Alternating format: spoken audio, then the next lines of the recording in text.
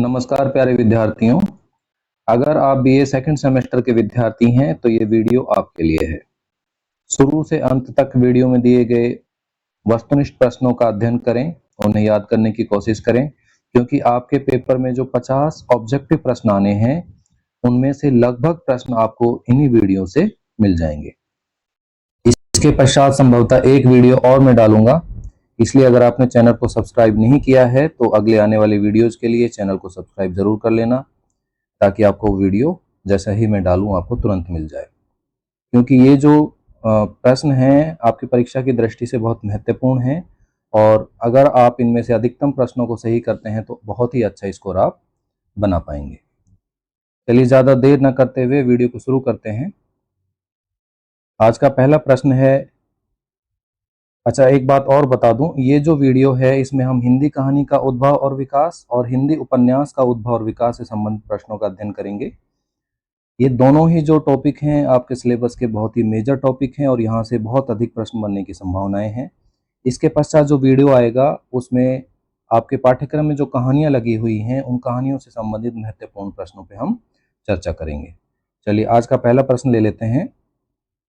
हिंदी कहानी की शुरुआत कब से मानी जाती है? आपको 4 विकल्प मिलेंगे: 1890, 1900, 1910 या 1920। इसका सही उत्तर रहेगा 1900 ईस्वी। अगला प्रश्न, हिंदी कहानी की शुरुआत किस पत्रिका के प्रकाशन से मानी जाती है? प्रश्न थोड़ा सा घुमा फिरा के भी आ जाता है कि हिंदी कहानी की शुरुआत किस पत्रिका के साथ जुड़ी हुई है या किस पत्रिका से मानी जाती है, तो आप उससे कंफ्यूज ना हो। विकल्प हैं हंस, माधुरी, सरस्वती और करमवीर। इसका सही उत्तर हो जाएगा सरस्वती पत्रिका, जिसके प्रधान संपादक आचार्य महावीर प्रसाद द्विवेदी रहे थे। उसी पत्रिका की बात है। अगला प्रश्न है, प्रारंभिक हिंदी कहानियों की मुख्य विशेषताएं क्या थी? प्रारंभिक हिंदी कहानियों की मुख्य विशेषता, प्रमुख विशेषता क्या थी? विकल्प हैं मनोविश्लेषणवाद, उपदेशात्मकता, प्रतीकवाद या अस्तित्ववाद। सही उत्तर इसका है उपदेशात्मकता। शुरुआती जो कहानियां हैं वहां पे हमको आदर्शवाद देखने को मिलता है, भरपूर मात्रा में उपदेशात्मकता मिलती है, मतलब उपदेश देते हुए कहानी के माध्यम से लेखक और साहित्यकार हैं वो दिखाई देते हैं, जिसमें चाहे वो धर्म से संबंधित हो, चाहे वो समाज में जो सुधारों की आवश्यकता वो महसूस कर रहे थे उससे संबंधित हो, तो यहाँ पे उपदेश प्रचुर मात्रा में कहानियों में देखने को मिलते हैं। अगला प्रश्न, आचार्य रामचंद्र शुक्ल के अनुसार हिंदी की पहली मौलिक कहानी कौन सी है? आचार्य रामचंद्र शुक्ल के अनुसार बतानी है हिंदी की पहली मौलिक कहानी कौन सी है। विकल्प हैं दुलाई वाली, इंदुमती, 11 वर्ष का समय और रानी केतकी की कहानी।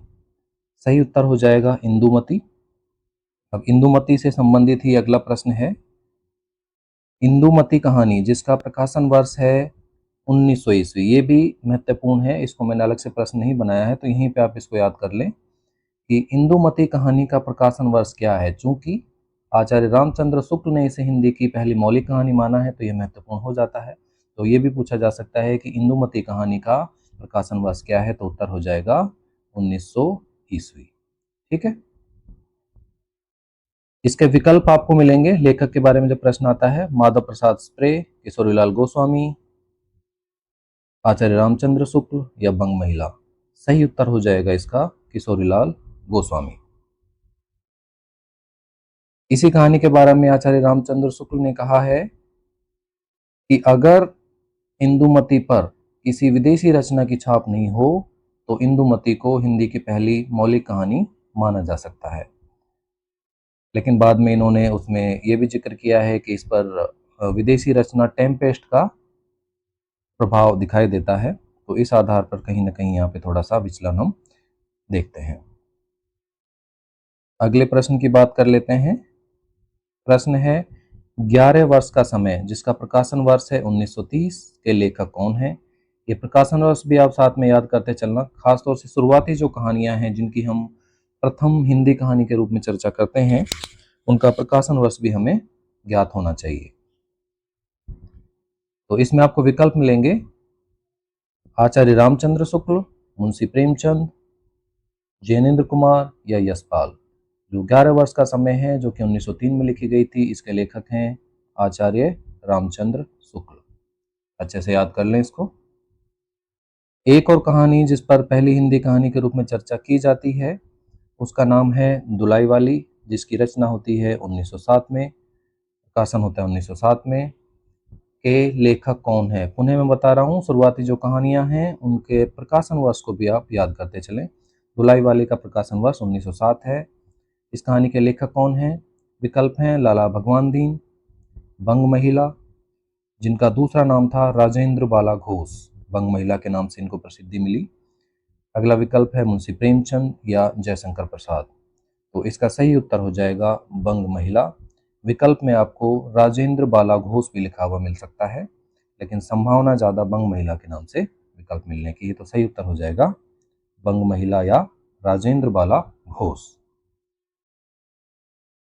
अगला प्रश्न ले लेते हैं, आधुनिक शोध के अनुसार हिंदी की पहली कहानी कौन सी है? देखो, दो प्रश्न हैं। पहला प्रश्न था कि आचार्य रामचंद्र शुक्ल के अनुसार हिंदी की मौलिक कहानी कौन सी है, तो उसका उत्तर हमने किया था इंदुमती, जो कि किशोरीलाल गोस्वामी के द्वारा लिखी गई है। कब लिखी गई थी? 1900 ईस्वी में। अभी प्रश्न दूसरे तरीके से पूछा जा रहा है कि आधुनिक शोध के अनुसार हिंदी की पहली कहानी या हिंदी की पहली मौलिक कहानी कौन सी है, इस तरह से पूछा जा सकता है। विकल्प हैं दुलाई वाली, इंदुमती, 11 वर्ष का समय या एक टोकरी भर मिट्टी। तो जब हम आधुनिक शोध के अनुसार हिंदी की पहली कहानी की बात करेंगे तो उत्तर बनेगा एक टोकरी भर मिट्टी। बहुत महत्वपूर्ण प्रश्न है, इसको आप कंठस्थ कर लें अभी से। दोनों में से एक प्रश्न आचार्य रामचंद्र शुक्ल के अनुसार या आधुनिक शोध के अनुसार एक प्रश्न आना लगभग कंफर्म है, ये मान लो। अच्छा, कभी ऐसा प्रश्न आ जाए कि हिंदी की पहली कहानी कौन सी है, ध्यान रखना, महत्वपूर्ण बात बता रहा हूँ, ध्यान से सुनना। प्रश्न आ जाए कि हिंदी की पहली मौलिक कहानी या हिंदी की पहली कहानी कौन सी है, और उसमें आपको कहीं भी एक टोकरी भर मिट्टी ना मिले और इंदुमती अगर विकल्प में हो, तो आप इंदुमती को सही करके आएंगे, ठीक है। लेकिन अगर वहां पे इंदुमती भी हो और एक टोकरी भर मिट्टी भी हो, तो आप एक टोकरी भर मिट्टी को सही करेंगे, ठीक है। मेरे हिसाब से कंफ्यूजन दूर हो गया होगा। चलो अगला प्रश्न ले लेते हैं। एक टोकरी भर मिट्टी, जिसकी अभी हमने बात की, हिंदी की प्रथम मौलिक कहानी आधुनिक शोध के अनुसार, जिसका प्रकाशन वर्ष है 1901। इसको भी ध्यान में रखेंगे क्योंकि आधुनिक शोध के अनुसार हिंदी की पहली कहानी है, तो इसका प्रकाशन वर्ष ध्यान रखना जरूरी है। ये लेखक कौन है? विकल्प हैं मुंशी प्रेमचंद, माधवराव सप्रे या माधव प्रसाद सप्रे भी मिलता है कई जगह, आचार्य रामचंद्र शुक्ल या कमलेश्वर। सही उत्तर हो जाएगा माधव प्रसाद सप्रे, ठीक है। इसको याद कर ले, बहुत ही महत्वपूर्ण प्रश्न है। अगला प्रश्न ले लेते हैं, एक टोकरी भर मिट्टी कहानी का प्रकाशन किस पत्रिका में हुआ? विकल्प है सरस्वती, छत्तीसगढ़ मित्र, हंस या माधुरी। सही उत्तर है इस प्रश्न का छत्तीसगढ़ मित्र। महत्वपूर्ण क्यों हो जाता है? क्योंकि एक टोकरी भर मिट्टी जो है 1901 में लिखी गई और आधुनिक शोध के अनुसार हिंदी की प्रथम मौलिक कहानी स्वीकार की गई है, इसलिए यह महत्वपूर्ण हो जाता है कि ये किस पत्रिका में प्रकाशित हुई थी, तो छत्तीसगढ़ मित्र में प्रकाशित हुई। अगला प्रश्न ले लेते हैं, हिंदी कहानी का वर्गीकरण किस साहित्यकार को केंद्र में रखकर किया गया है या किया जाता है? विकल्प हैं आचार्य रामचंद्र शुक्ल, मुंशी प्रेमचंद, जैनेन्द्र कुमार और यशपाल। देखिए, चारों ही जो साहित्यकार हैं बड़े साहित्यकार हुए हैं, अपने अपने क्षेत्र में इन्होंने बहुत अच्छा योगदान दिया है हिंदी साहित्य के क्षेत्र में। लेकिन जब हम बात करेंगे हिंदी कहानी या हिंदी कथा साहित्य की, तो मुंशी प्रेमचंद का नाम बहुत बड़ा नाम है। इन्हें कथा सम्राट या उपन्यास सम्राट के नाम से भी जाना जाता है। तो जब हम कहानी के वर्गीकरण की बात करेंगे तो मुंशी प्रेमचंद जो हैं, इनको केंद्र में रख के ही हिंदी कहानी का वर्गीकरण और विश्लेषण किया गया है। किस तरह से किया गया है वो आपको आगे के प्रश्नों में मिल जाएगा। अगला प्रश्न ले लेते हैं, प्रेमचंद युगीन कहानियों की प्रमुख विशेषता क्या है? प्रेमचंद के युग में या प्रेमचंद के दौर में जो कहानियां लिखी गई उनकी प्रमुख विशेषता क्या है आपको बताना है। विकल्प है आदर्शवाद एवं यथार्थवाद, अस्तित्ववाद, मार्क्सवाद और चौथा विकल्प है प्रतीकवाद। तो प्रेमचंद के युग में सर्वाधिक आदर्शवाद और यथार्थवाद से संबंधित कहानियां लिखी गई थी, तो उत्तर हो जाएगा आदर्शवाद एवं यथार्थवाद। प्रेमचंद की जो कहानियां हैं उनको हम तीन प्रकार से बांट सकते हैं। उनके शुरुआती दौर की जो कहानियां हैं उन्होंने आदर्शवादी कहानियां लिखी हैं। दूसरा जो उनका दौर आता है वो है आदर्शोन्मुख यथार्थवादी कहानियां, और अंतिम दौर उनका था यथार्थवादी कहानियां। अपने अंतिम दौर में आते आते वो पूर्णतः यथार्थवादी कहानियां लिखने लगे थे, जिसमें से एक प्रमुख कहानी है कफन, जो शायद आप सभी ने पढ़ी होगी। ये यथार्थवादी कहानी मानी जाती है। अगला प्रश्न ले लेते हैं,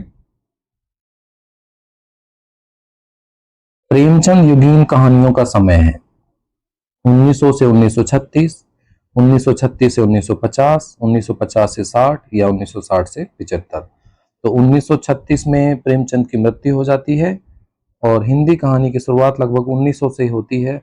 तो शुरुआती दौर की कहानियों को छोड़ के उसके बाद की जो कहानियां हैं 1936 तक की, वो सभी प्रेमचंद युगीन कहानियों में शामिल हो जाती हैं। तो उत्तर हो जाएगा 1900 से 1936 ईस्वी। प्रेमचंद महत्वपूर्ण है, इसलिए प्रेमचंद का युग भी महत्वपूर्ण है, तो इसको आप याद कर लें। 1900 से 1936 प्रेमचंद युगीन कहानियों का समय है। नई कहानी का समय क्या है? कहानी के कई दौर चले, उसमें एक आया नई कहानी आंदोलन। इसका समय आपसे पूछा गया है। विकल्प है 1975 से अब तक, 1936 से 50, 50 से 60 या 1960 से 75। तो 1950 से 60 का जो समय है उसको हम नई कहानी आंदोलन के नाम से जानते हैं।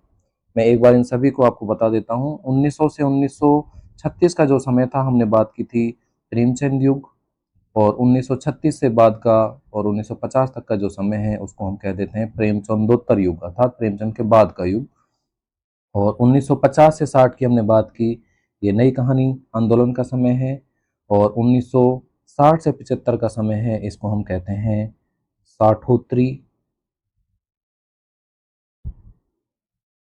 साठोत्तरी कहानी आंदोलन। और 1975 से अब तक का जो कहानी का समय है उसको हम कहते हैं समकालीन कहानी। समकालीन कहानी, तो इनको भी याद करने का प्रयास करें। एक बार पुनः बता दूं, 1900 से लेके 1936 तक का जो समय है वो प्रेमचंद युगीन कहानियां, 1936 से 1950 का समय है वो प्रेमचंदोत्तर कहानियां, और 1950 से 60 का जो समय है वो आ जाएगा नई कहानी आंदोलन, 1960 से 75 साठोत्तरी कहानी आंदोलन, और 1975 से अब तक का जो समय है वो है समकालीन कहानियों का। चलो अगला प्रश्न ले लेते हैं, हिंदी कहानी के विकास का सही क्रम कौन सा है? अभी जो मैंने ऊपर बात की उसी से संबंधित प्रश्न है। प्रेमचंद पूर्व युग, प्रेमचंद युग, प्रेमचंदोत्तर युग, नई कहानी, साठोत्तरी कहानी और समकालीन कहानी। तो पहला ही विकल्प सही है। सबसे पहले प्रेमचंद पूर्व, प्रेमचंद से पहले कैसी कहानी लिखी जा रही थी, फिर प्रेमचंद युग में कैसे लिखी गई, फिर प्रेमचंदोत्तर युग में क्या परिवर्तन हुए, फिर नई कहानी में क्या परिवर्तन होता है, फिर साठोत्तरी कहानी आंदोलन आता है, फिर वर्तमान में जो कहानियां लिखी जा रही हैं 1975 से लेकर अब तक की जो कहानियां हैं वो आ जाएंगी समकालीन हिंदी कहानी के अंतर्गत। तो पहला ही विकल्प सही है, इसको आप याद करने का प्रयास करें। हिंदी कहानी से संबंधित कोई बड़ा प्रश्न भी आता है तो आप इस क्रम को आप लिखेंगे और स्पष्ट करेंगे अपने उत्तर को, तो बहुत ही अच्छा उत्तर आपका माना जाएगा।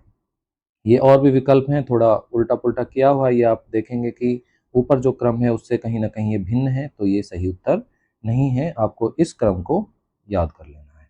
ठीक है, ये थे कहानियों से संबंधित कुछ महत्वपूर्ण प्रश्न, जिसमें से लगभग आपको कहानी से संबंधित जो प्रश्न आएंगे वो मिल जाएंगे। अगला जो विषय है वो है हमारा हिंदी उपन्यास उद्भव और विकास। जिस तरह से हमने हिंदी कहानी के उद्भव और विकास की बात की, उसी तरह से हिंदी उपन्यास के उद्भव और विकास से संबंधित क्या प्रश्न बनेंगे, उन पर चर्चा कर लेते हैं।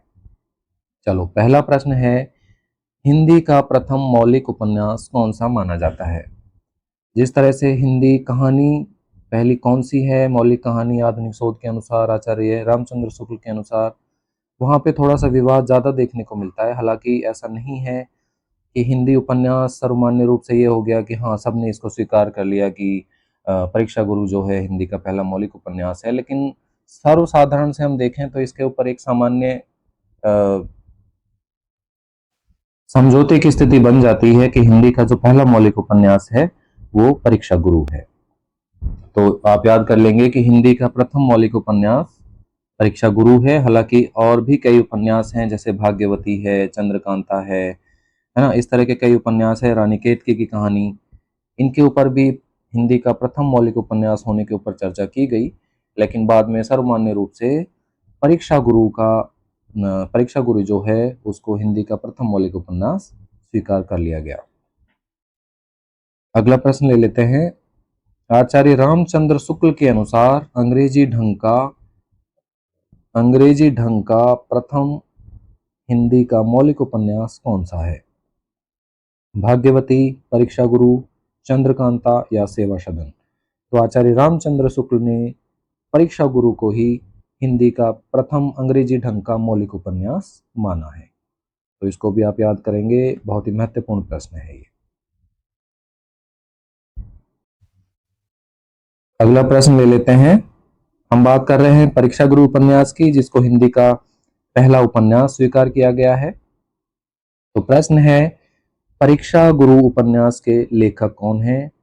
श्रद्धाराम फिल्लोरी, लाला श्रीनिवास दास, देवकीनंदन खत्री या भारतेंदु हरिश्चंद्र? और इस प्रश्न का सही उत्तर है लाला श्रीनिवास दास। महत्वपूर्ण प्रश्न है, क्योंकि पहले उपन्यास से संबंधित, पहली कहानी से संबंधित कोई भी प्रश्न होगा तो वो महत्वपूर्ण ही होगा। तो इसको आप याद कर लें कि परीक्षा गुरु के लेखक जो हैं लाला श्रीनिवास दास है। बात आती है इसके प्रकाशन वर्ष की। परीक्षा गुरु उपन्यास का प्रकाशन किस वर्ष हुआ? विकल्प हैं 1877, 1882, 1888 और 1890। और इसका जो सही उत्तर है वो है 1882 ईस्वी। ये भी महत्वपूर्ण प्रश्न है, याद कर लें इसको। अगला प्रश्न ले लेते हैं, हिंदी का पहला सामाजिक उपन्यास माना जाता है परीक्षा गुरु, चंद्रकांता, गोदान या गबन? तो हमने बात की परीक्षा गुरु की, तो परीक्षा गुरु एक सामाजिक उपन्यास ही है। इसलिए अगर सामाजिक उपन्यास की बात की जाएगी, प्रथम सामाजिक उपन्यास की, तो इसका उत्तर भी परीक्षा गुरु ही माना जाएगा। चलो, अगला प्रश्न, हिंदी उपन्यास का वर्गीकरण किस उपन्यास को केंद्र में रखकर किया जाता है? हिंदी कहानी के संदर्भ में भी ये प्रश्न पूछा गया था ऊपर कि हिंदी कहानी का वर्गीकरण किस उपन्यास को केंद्र में रखकर किया गया था या किया जाता है। तो उसका उत्तर हमने माना था प्रेमचंद। और हिंदी उपन्यास का जो वर्गीकरण है उसका केंद्र बिंदु भी मुंशी प्रेमचंद को ही माना जाता है। तो इसका सही उत्तर भी हो जाएगा मुंशी प्रेमचंद। कथा साहित्य, जिसके अंतर्गत कहानी और उपन्यास विधाएं शामिल हैं। मुंशी प्रेमचंद कथा साहित्य के बड़े लेखक थे, चाहे वो कहानी हो चाहे उपन्यास हो। कहानियों की मैंने अपनी कक्षा के दौरान बताया था कि इन्होंने लगभग 300 कहानियां लिखी और उन कहानियों को बाद में मानसरोवर नाम की एक पुस्तक में संकलित किया गया। लेकिन इस पुस्तक के 8 भाग प्रकाशित हुए। इतनी कहानियां इन्होंने लिखी हैं कि एक पुस्तक में शामिल नहीं की जा सकी, उसके 8 भाग प्रकाशित करने पड़े। इतना इनका वर्चस्व हिंदी कहानी में और हिंदी उपन्यासों में देखने को मिलता है। अगला प्रश्न लेते हैं, भाग्यवती के लेखक कौन है? श्रद्धाराम फिल्लोरी, लाला श्रीनिवास दास, भारतेंदु या प्रेमचंद? सही उत्तर इसका है श्रद्धाराम फिल्लोरी। ये भी हिंदी के पहले उपन्यास के रूप में इसकी चर्चा की जाती है, तो इसे भी आप थोड़ा सा ध्यान रखेंगे। इसके लेखक तो सामान्यतः पूछ ही लिए जाते हैं कि भाग्यवती के लेखक कौन है। उत्तर है श्रद्धाराम फिल्लोरी। भाग्यवती का मुख्य उद्देश्य क्या था? विकल्प हैं स्त्री शिक्षा, समाज सुधार, दूसरा विकल्प ऐतिहासिक वर्णन, तिलस्मी कथा या राजनीतिक चेतना। तो इसका सही उत्तर है स्त्री शिक्षा और समाज सुधार। जैसा कि मैंने पहले बताया कि शुरुआती हिंदी कहानी हो या उपन्यास हो, उसमें एक सुधारवादी दृष्टिकोण साहित्यकार का देखने को मिलता है, चाहे वो समाज सुधार से संबंधित हो या स्त्रियों की दशा को सुधारने से संबंधित हो। तो यहाँ पे जो भाग्यवती उपन्यास है, इसका प्रमुख विषय या प्रमुख उद्देश्य रहा है स्त्री शिक्षा और समाज सुधार। अगला प्रश्न लेते हैं, चंद्रकांता उपन्यास के रचयिता कौन है? चंद्रकांता हिंदी साहित्य का एक बहुत ही प्रसिद्ध उपन्यास है, जिसके बारे में ऐसा माना जाता है कि बहुत सारे हिंदी भाषी पाठकों, हिंदी का मतलब है जिनकी मूल भाषा हिंदी नहीं है, जो हिंदी नहीं बोलते हैं, उन्होंने इस उपन्यास को पढ़ने के लिए हिंदी सीखी थी। इतनी प्रसिद्धि इस उपन्यास की थी, पहले उन्होंने हिंदी सीखी और उसके बाद फिर इस उपन्यास को पढ़ा। तो इस उपन्यास के रचयिता का नाम आपको बताना है। चंद्रकांता उपन्यास के रचयिता कौन है? रचयिता अर्थात लेखक। विकल्प हैं मुंशी प्रेमचंद, देवकीनंदन खत्री, वृंदावनलाल वर्मा या किशोरीलाल गोस्वामी। और इसका सही उत्तर है देवकीनंदन खत्री। इसके अलावा इन्होंने एक चंद्रकांता संतति नाम से भी उपन्यास लिखा है, जिसके कई भाग हैं। तो चंद्रकांता से आप याद रखेंगे देवकीनंदन खत्री, उसमें चंद्रकांता संतति भी आ जाएगा। अगला प्रश्न, चंद्रकांता किस प्रकार का उपन्यास है? सामाजिक, ऐतिहासिक, तिलस्मी एयारी या मनोवैज्ञानिक? हमने बात की शुरुआती दौर के जो उपन्यास हैं वो समाज सुधार से संबंधित थे, लेकिन ऐसा नहीं है कि सभी उपन्यास समाज सुधार और सामाजिक व्यवस्थाओं में सुधार से संबंधित थे। कुछ उपन्यास ऐतिहासिक दृष्टि से भी लिखे गए, कुछ तिलस्मी एयारी से भी लिखे गए। मनोवैज्ञानिकता हालांकि बाद का विषय है, शुरुआती रूप जो उपन्यास है उनमें मनोवैज्ञानिकता का पुट देखने को नहीं मिलता है। हम बात कर रहे हैं चंद्रकांता उपन्यास की। ये किस प्रकार का उपन्यास है हमें बताना है। तो ये जो उपन्यास है ये है तिलस्मी और अय्यारी उपन्यास, जो कि मनोरंजन से भरपूर है, कौतूहल से भरपूर है। चंद्रचूड़, ये बचपन में एक कहानी चलती थी जिसका दूरदर्शन पर प्रसारण भी किया जाता था, उसी से संबंधित है ये तिलस्मी और अय्यारी प्रकार का उपन्यास, जो कि चंद्रकांता जो है देवकीनंदन खत्री के द्वारा लिखा गया उपन्यास था। अगला प्रश्न ले लेते हैं, प्रेमचंद को किस नाम से जाना जाता है? उपन्यास सम्राट, निबंध सम्राट, नाटक सम्राट या कवि सम्राट? तो मैंने ऊपर भी बात की थी, प्रेमचंद को जाना जाता है उपन्यास सम्राट के नाम से। अच्छा प्रश्न है। अगला प्रश्न ले लेते हैं, मुंशी प्रेमचंद का पहला हिंदी उपन्यास कौन सा है? मुंशी प्रेमचंद हिंदी कथा साहित्य, हिंदी उपन्यास साहित्य या हिंदी कहानी के केंद्रीय बिंदु हैं, उनको ध्यान में रखते हुए हिंदी उपन्यास का वर्गीकरण किया गया, हिंदी कहानी का वर्गीकरण किया गया। तो ये प्रश्न स्वाभाविक है कि उन्होंने हिंदी का पहला उपन्यास कौन सा लिखा था? प्रश्न पूछा जा सकता है। विकल्प हैं सेवा सदन, गोदान, गमन और निर्मला। तो इसका सही उत्तर है सेवा सदन, जो कि इन्होंने 1918 ईस्वी में लिखा था। ये हिंदी में लिखित इनका पहला उपन्यास है। गोदान कृषक जीवन की त्रासदी से संबंधित उपन्यास है, जिसको बहुत प्रसिद्धि मिली। और निर्मला जो है महिला से संबंधित उपन्यास है, महिलाओं का शोषण किस तरह से होता है, किस तरह से कम उम्र में उनका विवाह कर दिया जाता था, फिर दहेज की समस्या भी यहाँ पे दिखाई जाती है। वो सारी समस्याओं का चित्रण निर्मला उपन्यास में देखने को मिलता है। गोदान, निर्मला, सेवा सदन, इनका नाट्य रूपांतरण भी किया जा चुका है, जिसको आप यूट्यूब के माध्यम से आप चाहें तो देख सकते हैं, वहाँ पे आपको ये सब मिल जाएंगे। अगला प्रश्न है, सेवा सदन का मूल उर्दू नाम क्या था? सेवा सदन जो उपन्यास मुंशी प्रेमचंद का हिंदी में लिखित है, इससे पहले ये उर्दू भाषा में लिखा गया था। तो पूछा गया है कि उर्दू भाषा में उसका नाम क्या था। विकल्प हैं बाजार ए हुस्न, फसाना ए आज़ाद, उमराव जान अदा या शेखर। तो इसका सही उत्तर है बाजार ए हुस्न। इसकी जो मुख्य नायिका है वो है सुमन। ठीक है, अगला प्रश्न, प्रेमचंद का सर्वश्रेष्ठ उपन्यास माना जाता है निर्मला, गबन, गोदान या कर्मभूमि। तो प्रेमचंद का जो सर्वाधिक प्रसिद्धि प्राप्त उपन्यास है वो है गोदान, जिसका अनेक भाषाओं में अनुवाद हो चुका है। इसका रेडियो रूपांतरण, इसका दूरदर्शन पे नाट्य रूपांतरण सभी हो चुका है और आप इसको बहुत आसानी से देख सकते हैं। बहुत प्रसिद्ध उपन्यास है जिसका प्रकाशन वर्ष है 1936 और इसका जो मुख्य पात्र है वो है होरी। होरी नाम का एक किसान है, उसकी ये प्रमुखतः कथा है। अगला प्रश्न ले लेते हैं, मनोवैज्ञानिक उपन्यासकार के रूप में पहचाने जाते हैं। मनोवैज्ञानिक उपन्यासकार के रूप में पहचाने जाते हैं। विकल्प है जैनेन्द्र कुमार, प्रेमचंद, यशपाल या रेणु। सही उत्तर है जैनेन्द्र कुमार। अगला प्रश्न, शेखर एक जीवनी के लेखक कौन है? शेखर एक जीवनी, अब ये कुछ हिंदी के प्रसिद्ध उपन्यास हैं, उनसे संबंधित प्रश्न भी आपसे पूछे जा सकते हैं हिंदी उपन्यास के उद्भव और विकास के संदर्भ में। तो उनमें से एक उपन्यास है शेखर एक जीवनी, उसके लेखक कौन है? विकल्प हैं अज्ञे, यशपाल, रेणु या अमृतलाल नागर। सही उत्तर है अज्ञे।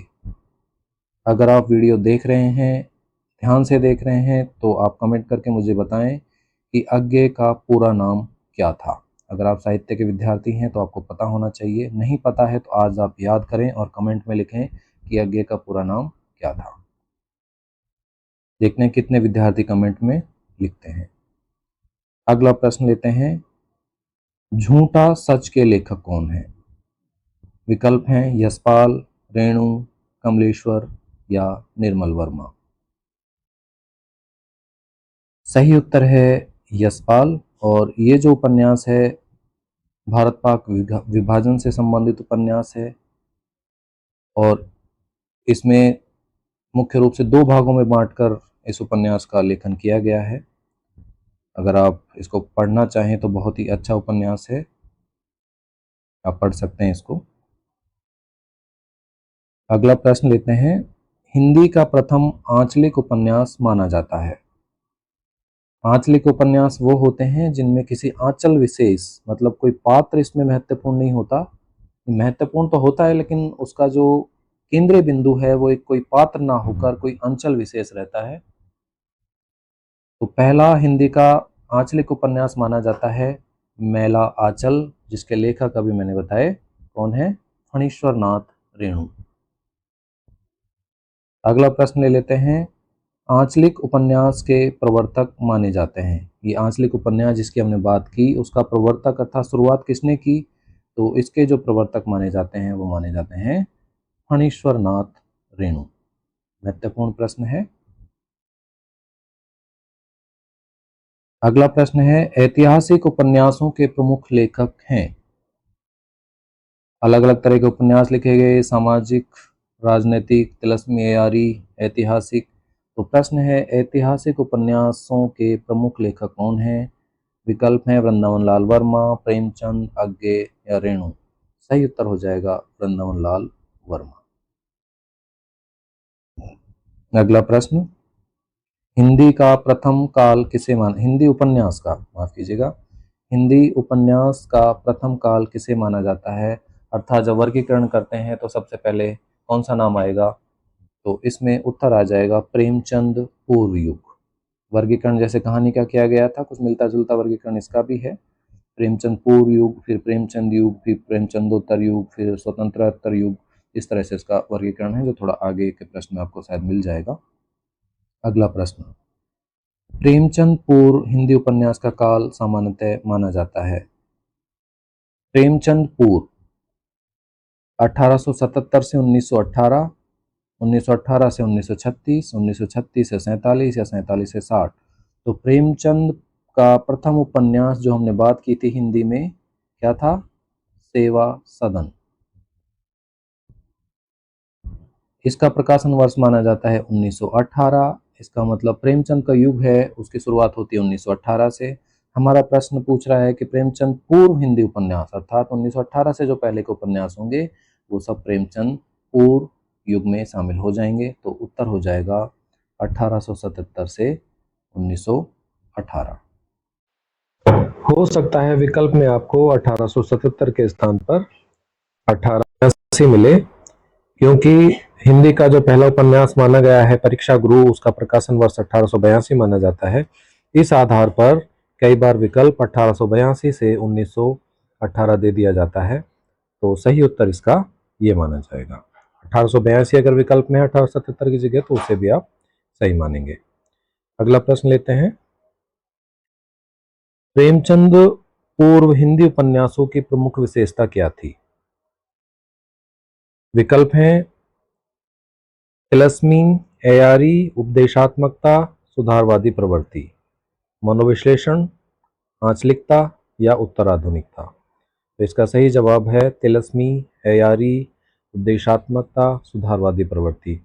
जैसा मैंने बताया था कि शुरुआती उपन्यास हैं जिसमें परीक्षा गुरु का नाम आता है, उसमें उपदेशात्मकता मिलती है, सुधारवादी दृष्टिकोण मिलता है, सामाजिक उपन्यास वो है। इसके साथ ही देवकीनंदन खत्री का चंद्रकांता उपन्यास जो है तिलस्मी एयारी प्रकार का उपन्यास है। तो प्रेमचंद से पूर्व में ये उपन्यास लिखे गए, तो इस आधार पर हम कह सकते हैं कि प्रेमचंद पूर्व जो हिंदी उपन्यास हैं वो तिलस्मी, एयारी, उपदेशात्मक और सुधारवादी प्रवृत्ति से संबंधित थे। चलो अगला प्रश्न लेते हैं। प्रेमचंद युगीन हिंदी उपन्यासों का समय क्या है? अभी हमने प्रेमचंद पूर्व उपन्यासों की बात की। प्रेमचंद युगीन उपन्यासों का समय, प्रेमचंद का मैंने बताया था सेवा सदन पहला उपन्यास हिंदी भाषा में, उसका समय बताया था मैंने 1918। तो प्रेमचंद युग की जो शुरुआत है 1918 से होती है और 1936 में प्रेमचंद का निधन हो जाता है। तो 1918 से लेकर 1936 तक का जो समय है वो प्रेमचंद युगीन हिंदी उपन्यासों का समय माना जाता है। अगला प्रश्न लेते हैं। प्रेमचंद युग के उपन्यासों की प्रमुख विशेषता है? सामाजिक यथार्थ, तिलस्मी कथा, रहस्यवाद या प्रयोगवाद। तो थोड़ी देर पहले भी हमने बात की थी, प्रेमचंद युगीन जो उपन्यास हैं वो समाज से जुड़े हुए हैं, तो इसकी विशेषता हो जाएगी सामाजिक यथार्थ। चाहे वो कृषक जीवन की समस्याएं हों, चाहे वो नारी की समस्याएं हों, चाहे वो समाज की अन्य समस्याएं हों, जैसे दहेज प्रथा हो गई, है ना, विधवा विवाह की समस्या हो गई, इस तरह की समस्याओं का चित्रण प्रेमचंद युगीन उपन्यासों में देखने को मिलता है। कुछ उपन्यासों का मैंने नाम लिया था। कृषक जीवन से संबंधित उपन्यास, प्रेमचंद का प्रसिद्ध उपन्यास है गोदान, जिसमें कृषक जीवन की त्रासदी का वर्णन है। इसके अलावा स्त्रियों से संबंधित उपन्यास है उनका निर्मला। तो ये सामाजिक यथार्थ को प्रदर्शित करते हैं, तो सही उत्तर हो जाएगा सामाजिक यथार्थ। अगला प्रश्न लेते हैं। प्रेमचंद युग का अंत किस वर्ष माना जाता है? तो इसका मैं उत्तर ऑलरेडी आपको बता चुका हूँ। प्रेमचंद की मृत्यु के साथ 1936 में प्रेमचंद युग का अंत हो जाता है। ठीक है, अगला प्रश्न लेते हैं। प्रेमचंदोत्तर उपन्यासों की प्रमुख विशेषता क्या है? अब बताना है प्रेमचंदोत्तर, प्रेमचंद के बाद जो उपन्यास लिखे गए उनकी प्रमुख विशेषता क्या है? मनोवैज्ञानिकता और व्यक्तिवाद, तिलस्मी घटनाएं, ऐतिहासिक वर्णन या भक्ति भावना। तो ये भी नहीं है, ये भी नहीं है, ये भी नहीं है। प्रेमचंद युग के पश्चात जब प्रेमचंदोत्तर युग आता है तो उसमें व्यक्ति जो है वो साहित्य के केंद्र में आ जाता है। व्यक्ति केंद्रित उपन्यास लिखे गए, उसमें व्यक्ति की मानसिकता, मनोवैज्ञानिकता, उसको ध्यान में रखकर उपन्यास लिखे गए। तो इसका सही उत्तर हो जाएगा मनोवैज्ञानिकता और व्यक्तिवाद। अगला प्रश्न लेते हैं। समकालीन हिंदी उपन्यास का काल सामान्यतः किसके बाद माना जाता है? किस वर्ष के बाद समकालीन हिंदी उपन्यास का समय माना जाता है? तो 1975 के बाद के जो उपन्यास हैं वे सभी उपन्यास समकालीन उपन्यास की श्रेणी में रखे जाते हैं। समकालीन उपन्यास की श्रेणी में रखे जाएंगे 1975 के बाद के। अगला प्रश्न ले लेते हैं। समकालीन हिंदी उपन्यास का काल सामान्यतः किसके बाद माना जाता है? विकल्प हैं 1947, 1960, 1975 या 2000। तो समकालीन हिंदी उपन्यास का जो समय है 1975 से लेके अभी तक जो उपन्यास लिखे जा रहे हैं वो सभी समकालीन उपन्यास की श्रेणी में आते हैं। तो इसको ध्यान रखेंगे। सही उत्तर इसका हो जाएगा 1975 के बाद के उपन्यास। 1947 के बाद के जो उपन्यास हैं उन्हें हम स्वतंत्रोत्तर हिंदी उपन्यास कहते हैं, और 1960 से लेके 1975 तक के जो उपन्यास हैं उनको हम साठोत्तरी उपन्यास की संज्ञा देते हैं। अगला प्रश्न लेते हैं, स्वतंत्रोत्तर हिंदी उपन्यासों में किस प्रवृत्ति का विशेष विकास हुआ है? विकल्प हैं आंचलिकता और सामाजिक यथार्थ, तिलिस्मी कथा, वीर गाथा या भक्ति। तो सही उत्तर है आंचलिकता और सामाजिक यथार्थ। स्वतंत्रोत्तर जो हिंदी उपन्यास हैं उसमें अंचल विशेष को ध्यान में रख के और समाज के यथार्थ को ध्यान में रख के उपन्यास लिखे गए हैं। आंचलिक उपन्यासों के जन्मदाता मैंने थोड़ी देर पहले आपसे प्रश्न पूछा था, उसका सही जवाब था फणीश्वर नाथ रेणु। उन्होंने आंचलिक उपन्यास लिखे। इसके अलावा नागार्जुन का बलचनामा है वो भी आंचलिक उपन्यास की श्रेणी में आता है, और इस दौर में सामाजिक यथार्थ से संबंधित उपन्यास भी प्रचुर मात्रा में लिखे गए। अगला प्रश्न लेते हैं, समकालीन हिंदी उपन्यासों में प्रमुख विषय हैं। अब समकालीन हिंदी उपन्यास के विषय क्या हैं? स्त्री विमर्श, दलित विमर्श, वैश्वीकरण और उत्तर आधुनिक जीवन। वर्तमान का जो उत्तर आधुनिकता से प्रभावित जो जीवन है समाज का, वो वैश्वीकरण, वैश्विक स्तर पर क्या चल रहा है, पर्यावरण हो, चाहे वो दलित से संबंधित विमर्श हो या स्त्री से संबंधित विमर्श हो, ये सभी समकालीन हिंदी उपन्यास के विषय बने हुए हैं, और आगे भी इससे संबंधित उपन्यास लगातार लिखे जा रहे हैं। अगला प्रश्न लेते हैं, निम्नलिखित में से सही क्रम कौन सा है? ये उपन्यास के संदर्भ में ही है, उपन्यास के विकास के संदर्भ में। प्रेमचंद युग, प्रेमचंद पूर्व युग, स्वतंत्रोत्तर और समकालीन। प्रेमचंद पूर्व, पूर्व तो पहले आना चाहिए प्रेमचंद युग से, तो ये तो गलत हो जाता है। प्रेमचंद पूर्व युग, प्रेमचंद युग, प्रेमचंदोत्तर युग, स्वतंत्रोत्तर युग और समकालीन युग, तो ये सही लग रहा है। फिर भी आगे के विकल्पों को देख लेते हैं। स्वतंत्रोत्तर सबसे पहले आ गया तो ये तो यही गलत हो गया। समकालीन सबसे पहले आ गया तो यही गलत हो गया, है ना। तो यही अपना सही हो जाएगा।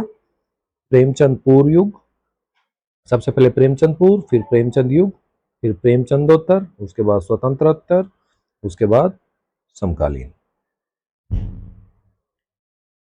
चलो अगला प्रश्न ले लेते हैं।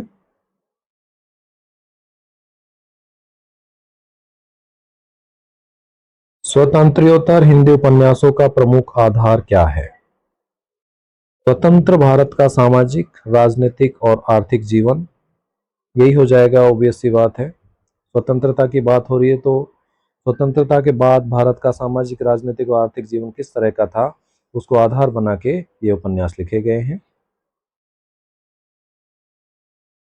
तो ये थे हमारे हिंदी कहानी के उद्भव और विकास और हिंदी उपन्यास के उद्भव विकास से संबंधित प्रश्न। उम्मीद है आपको ये प्रश्न परीक्षा में मदद करेंगे, और मैं आपको विश्वास दिलाता हूँ अगर इन प्रश्नों को आप याद कर जाएंगे, और एक वीडियो संभवतः और मैं डालूंगा हिंदी कहानी जो आपके पाठ्यक्रम में लगी हुई है, और एक हिंदी उपन्यास जो आपके पाठ्यक्रम में लगा हुआ है, उनसे संबंधित कुछ प्रश्न और डालूंगा। अगर इन दो वीडियोस को आप देख जाते हैं तो आपके जो 50 प्रश्न ऑब्जेक्टिव आने वाले हैं उनमें से लगभग प्रश्न आपको इन दो वीडियोस में से मिल जाएंगे। तैयारी करते रहो, परीक्षा बहुत नज़दीक है, 1 तारीख को आपकी परीक्षा है। बहुत बहुत शुभकामनाएं आपको, पढ़ते रहिए, मस्त रहिए।